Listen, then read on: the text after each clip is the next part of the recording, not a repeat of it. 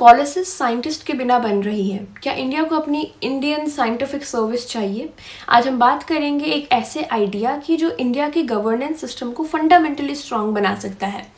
Indian scientific service यानी ISS। Independence के बाद इंडिया के civil services rule generalist administrator के लिए बनाए गए थे। नेशन बिल्डिंग के लिए भी ज़रूरी था, लेकिन आज गवर्नेंस का नेचर बदल चुका है। Climate change, public health, AI, biotechnology, disaster management, ये सब साइंस हैवी इश्यूज हैं। प्रॉब्लम ये है, इंडिया में साइंटिस्ट्स गवर्नमेंट में तो आते हैं, लेकिन उनके लिए एक अलग साइंटिफिक सर्विस फ्रेमवर्क नहीं है।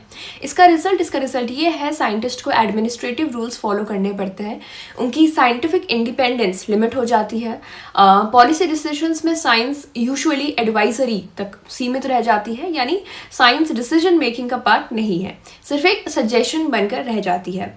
इसीलिए एक्सपर्ट्स कह रहे हैं इंडिया को चाहिए एक इंडियन साइंटिफिक सर्विस, बिल्कुल सिविल सर्विसेज की तरह एक डेडिकेटेड साइंटिफिक कैडर। ISS का रोल क्या होगा? मिनिस्ट्रीज और रेगुलेटर्स में साइंटिस्ट्स की परमानेंट प्लेसमेंट होगी, evidence based risk assessment on record, long term policy thinking, सिर्फ क्राइसिस रिस्पॉन्स नहीं, साइंस और एडमिनिस्ट्रेशन के बीच क्लियर बाउंड्री होगी। दुनिया के कई डेवलप्ड कंट्रीज में साइंटिफिक सर्विसेज ऑलरेडी गवर्नेंस का कोर पार्ट है, कोर हिस्सा है, जिससे पॉलिसीज पॉलिटिक्स से ज़्यादा एविडेंस पर बेस्ड होती हैं। इंडिया के कॉन्टेक्स्ट में ये और भी ज़रूरी है, क्योंकि India climate leadership, technology, health and innovation में ग्लोबल रोल चाहता है।